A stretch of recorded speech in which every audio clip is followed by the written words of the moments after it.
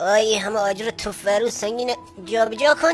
آخرش مسافر پولگه بابا پولگه بده خب کار بری پول میکنه مگه بیکاره. وادو آجر بیار دیگه چه بکنی؟ اینا هم میارم بشو ببخشید. این دو گل آجر بیاری یه ساعت بهت میره چه موقعی گرد میکشی؟ ببخشید سرعت آپلودش هم کمه. میگم مسافر پول بشم نمیدی آخه خیلی کار کردم مگه پولی نیست کار. بابا صاحب کارگه پول بده میدم بشه. برو اون دوله از استاد سیروس بگیر. باشه زشتی دست به دوله استاد سیروس بزنم. برو دولگه میگم ما اصلا باش میدیم بالا مال خودمون دستمونه. باشه تو دو روزیه پولی منو به نازقه بین ایدف میرم دوله خود استاد سیروس برات میارم یانه. سلام استاد سیروس. شرمنده دولگه ما دست تو باش بازی. آها ایناش بیا ورش دار دیگه شما با این دوله دان 2 دقیقه گرفتیم باشه میاد. بابا اصلا اینش استاد سیروس دوله یه چیز شخصیه. خوبه من دوله جنابالی بگیرم ببرم رو مصطفی. این تربیت.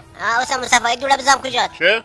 هیچی میگم دولگه چیکار کنم؟ پولگه ما بده خوب. بدش بالا دیگه تا ماسقه بده پایین. تو فیسر ده من سر سیمتی خوب پولگه بده. چه میگی او؟ هیچی بیادبی میگم این سرگش خراب نمیره خودش. برو خودش تو واسه درستش کردم. ای کارتو میکنی؟ ببخشید واسه. زورت میرسه بهش؟ آره واسه. زور باش کار داریم. چش ترن پول نمیده شد دستوری هم میده خدا وکیل. واسه این چیزی باید برندش کردم به درده.